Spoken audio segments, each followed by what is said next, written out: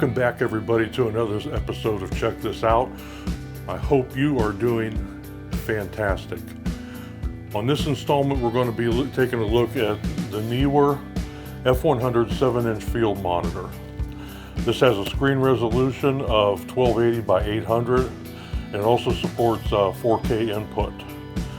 I've been working with YouTube videos for a couple months and I've had a really hard time trying to use the monitor that's on the camera. I felt I needed something bigger, especially when you're a one-man operation, trying to do everything yourself. It's pretty difficult. And if you have the camera any distance away from you at all, it's really difficult to frame your shots, especially if you're doing a cooking video or something that's kind of intricate. You got to keep your eyes on it and try to keep your eyes on the monitor at the same time. So I'm hoping that this 7-inch monitor will solve all of the problems.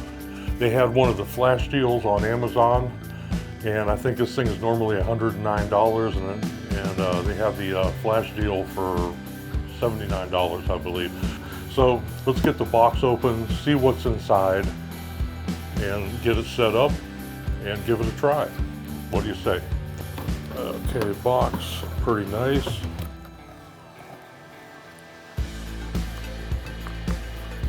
There's the monitor itself.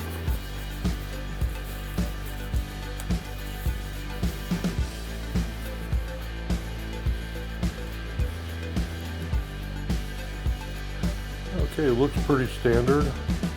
I have no idea what everything does right now. I'm definitely going to have to read the instruction manual, go through some of the stuff. Looks like it has HDMI. A place for USB upgrade, OSD controller. It looks like some type of a headphone monitor. Here's for standard AV, if you still have that type of television. And we also have HDMI, and it can be run through DC 12 volt. And I'm thinking that may be the same one that runs the Neewer lights too. So a lot of times you really don't want to drag a cord around with you. This battery holder here holds the same battery that all the other Neewer stuff does, whether it's any of the lights or a lot of the other devices that they have too. They all use the same battery. So if you have a couple batteries, you got the lights plugged in, you have them charged up, you just go ahead and put them right in here then. Let's see what else we've got. Here's the all-important instruction manual. Have a couple cables here.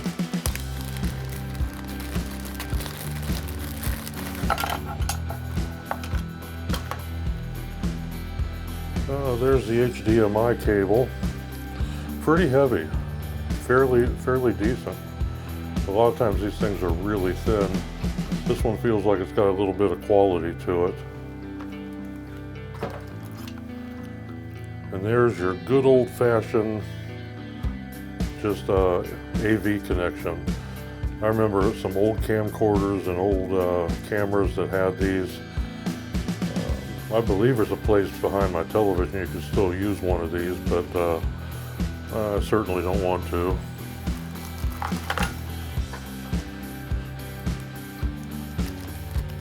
This looks like another mini HDMI cable. That's nice that they gave you both. Okay. Then we have a frame here for holding the sun shield. Fairly strong plastic, not bad at all. And this must be the sun shield itself.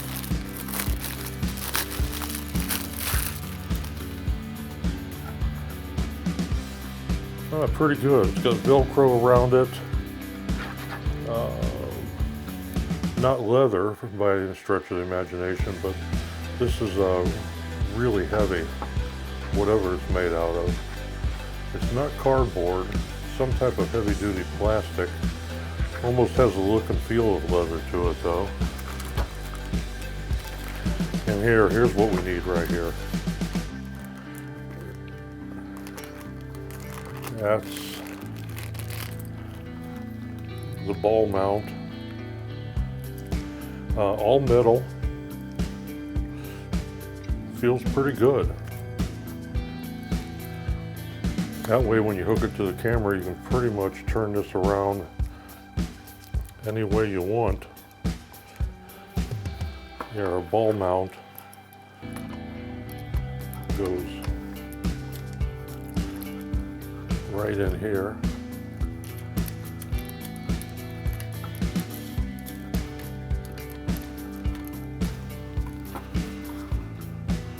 There we go. That looks pretty good. Boy, it's going to be a big difference being on top of the camera compared to the little monitor that comes on the camera. Okay, that's about it for the first look. I'm going to read the instructions, find a battery here for it, and get it powered up, get it on the camera, and let's see what we have. Now, I've got it set up now, and I wanted to just give you a quick look using some video on the iPhone of what it looks like set up to the camera. Really nice big picture. Very clear. There's a lot of features I can set up on there. There's a safe frame, and make sure that there's a center marker for it also. There's a lot of user function buttons you can set yourself for whichever ones you want to use most often. But so far it looks pretty good. We'll take it off the camera, put it back down on the table, and go through some of the other features on it.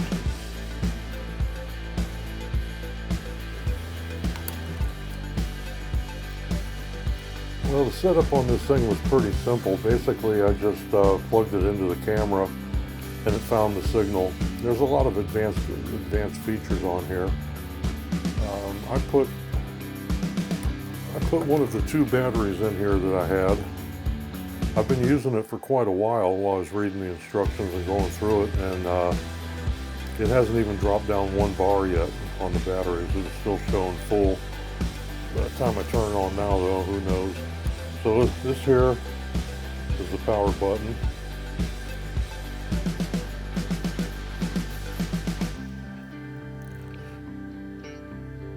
And of course it's saying no signal because I don't have it hooked in, but if you look at the battery indicator up there, I still haven't dropped down even 1 bar yet, and I've been running it for quite a while. So these batteries here are the standard size, but they have ones that are twice this size too, twice the milliamp hours in it. So you should get a good long time out of it. You shouldn't have to use the external power, which would be kind of hard, especially if you're shooting outside or something. The sun shield here has that nice heavy-duty Velcro on it here, and it's snapped. It just snapped right over it. It just slides right in, and it clicks into place. And you've got a small sun shield here, which is probably plenty enough for using it in the house. But the other one hooks on just like this. Take it here, put it right around, and snap it into the Velcro, and there you go.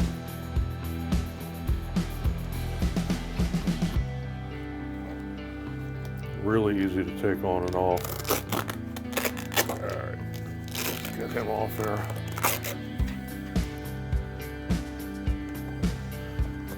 The menu, there's a lot of functions on here. I'm not going to go through all of them. Most of them are pretty self-explanatory. If you hit the menu button, this one's a picture. You can select the picture type. Right here's the up and down button.